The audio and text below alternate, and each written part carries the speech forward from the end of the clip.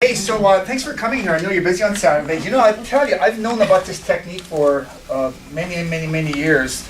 So I thought, hey, you know what? I'm going to do it on myself. Can you read this? Jeez, that's like, you are a doctor. Insight. You can see better upside down. So you know what I did was I did it on myself. That's the point of all these workshops, is to do these things on yourself. So I've done it about 4 or 5 times. You know what happens? Actually, this technique is a cranial correction. It was actually designed to lower blood pressure or to raise it. It's to regulate blood pressure. That's how it was initially designed. But what it does, it suppresses your appetite.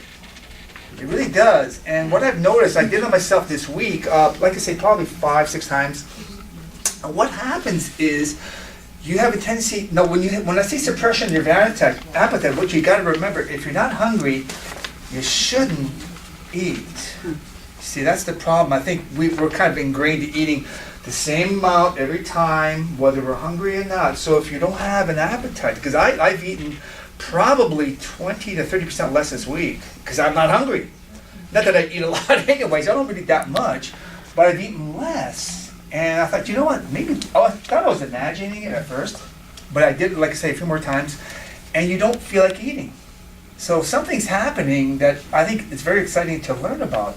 And it's very easy to do. The only problem is you have to know what phase of respiration to fix this particular problem. What you're going to be doing, in essence, is kicking up your pituitary gland, which is a gland in the middle of your brain that kind of regulates everything.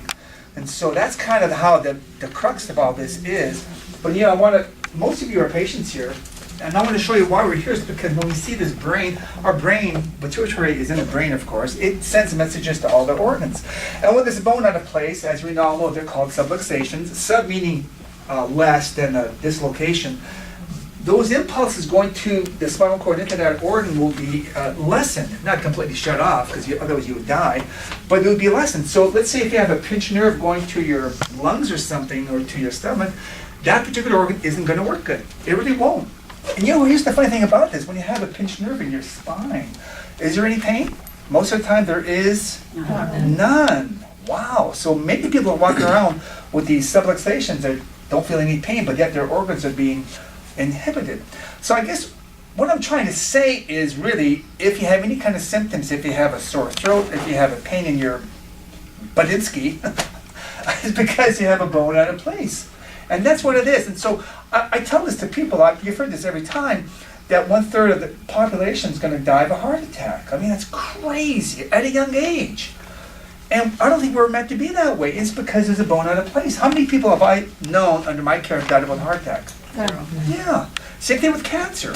I mean, these things happen. So when you see all this stuff here, and you go, yeah, you know what?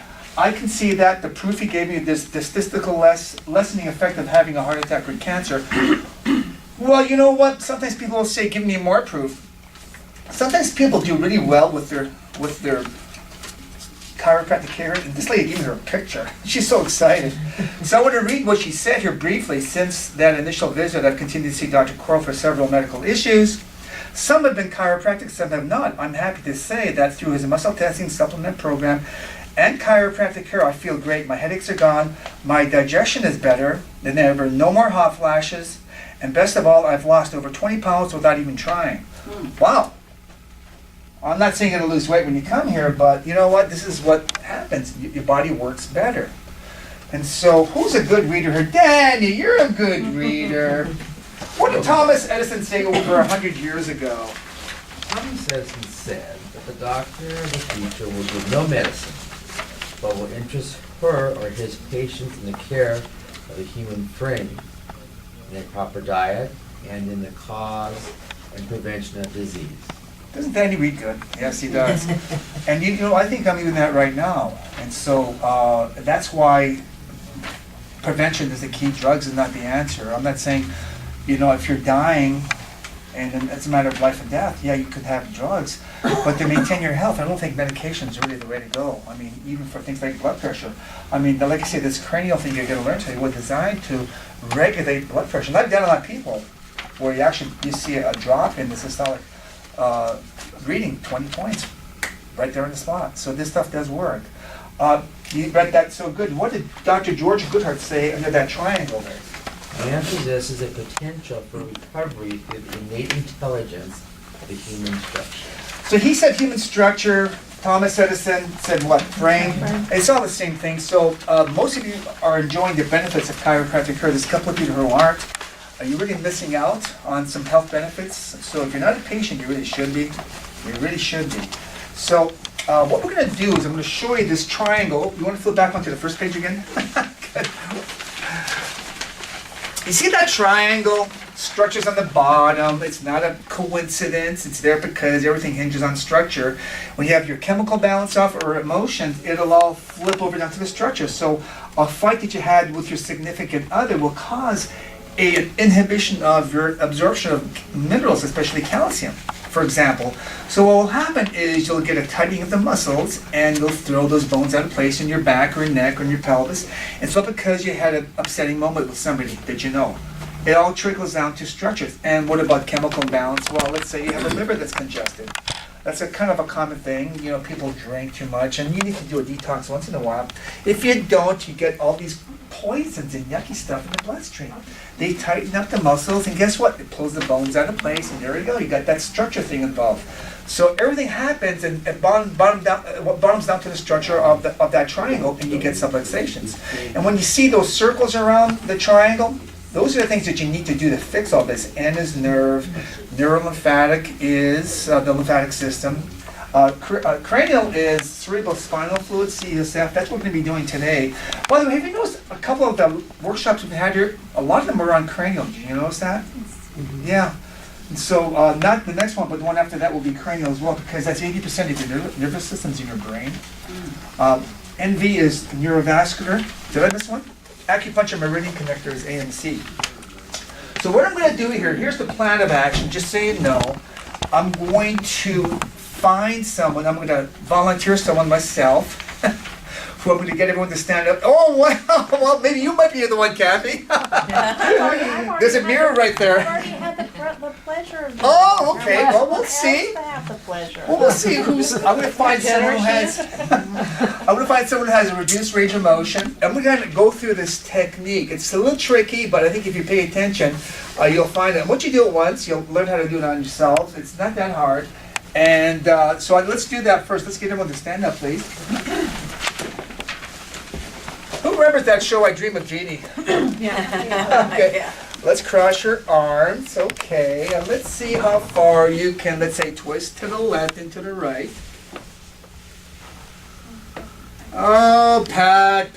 You're not going good either way. I don't know if you're a good volunteer, but let's come on up, Pat. Do you mind if I check you out? Okay, you sound so happy. Hey, that's better, okay. So what we're going to do is, this is going to be fun, we get you to stick out an arm, and you stand beside the person. Don't stand in front, because if you stand in front, you're going to go ahead and overpower them. So you stand beside them, and you put your hand on their shoulder just for like mechanical leverage. Hold out your right arm, have your elbows straight, and just see if you have any strength. You're going to push up towards the ceiling and go. Oh, okay. I get these a lot, don't I? Try again, push hard and go. Okay, you're trying, right? Yeah. Okay. Good answer. I do. Let's try the left arm. By the way, nice top. Push hard and go. Try again, push hard. Okay, so the left arm is actually stronger than the... Are you right-handed? Yes. Okay. It's supposed to be the opposite.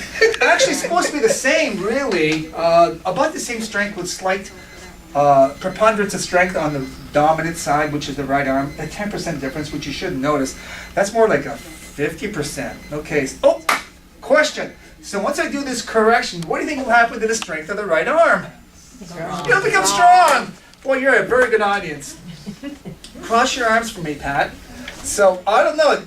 You're kind of restricted both directions, but let's see where there's more of a restriction. So let's say turn as far as you can to the left. Wow, okay. Turn to the right. Well, you seem to go much further to the right, don't you? Wow, okay. So, I don't know. This is a lot. Was it a little tighter going to the left? Yes. A little bit, okay. So here's how we do this. You don't have to push very hard. You're going to be pushing right between the eyes. And there's like a bump on the back of the head. called the EOP. Don't ask what that stands for. You're just going to push lightly for about 3 seconds with your thumb and kind of let go. So watch this. We're just going to do it very quickly. And you need to have a strong arm. So you're going to just push with your thumb. About 2 or 3 fingers at the back of the head. You're going to push and then you're going to let go. Give me your left arm and push hard and go. And that actually goes weak. Now, her arm's going to stay weak for about 5 seconds. Here's the trick. When the arm is weak, you have to take a breath in either through your nose or through your mouth. Only one phase of respiration will strengthen it. The phase that strengthens it, you correct in the opposite phase. Kind of confusing, huh? It's not that hard. It's going to be, most people will strengthen on the breath in as they're breathing through their mouths. Now this is trauma to the face or something. So I'd say probably most, if not all, that'll happen. So you correct this while you're breathing in and out through your nose only. Most people will breathe in through your nose and breathe out through their mouth. If you do that, it's not going to work. It's a waste of time. So we're going to show you, we're going to do this again. I'm going to get you to breathe in through your nose only. It didn't do anything at all. So that's the phase you'll actually be correcting it. So let's do that again. Your thumb's right between the eyes and just a bump that you're going to put, and take a breath in through your mouth. Right, there we go. So that's the phase. Boy, what a good volunteer, huh? All right. So because she strengthened through her mouth breathing, which I'd say most of you, if not all, I'd be surprised if anybody did the other way around, you're going to correct this by breathing in and out through your... I'm going to show you how you do this on a person, then obviously it'll be very easy to do on yourself. Like I did stuff this morning. How many people take a shower at least once a week? Whether you need it or not, right? After a week, I think so. So you would just do this while you're in the shower. I did mine in the shower this morning. It's pretty fast. So watch how we do this. The thumb's in the middle. I mean, if you're off a millimeter, it doesn't make any difference. And you get 2 or 3 fingers in the back of the head. Okay, Pat, take a breath in through your nose only. Breathe out through your nose. Breathe in through your nose. And breathe out. Breathe in through your nose. And breathe out through your nose. And breathe in through your nose. Breathe out. A couple more times. Breathe in through your nose. Breathe out. And one more for good measure. Breathe in through your nose and breathe out. Okay, so watch what happens. Give me the left arm and push hard and go.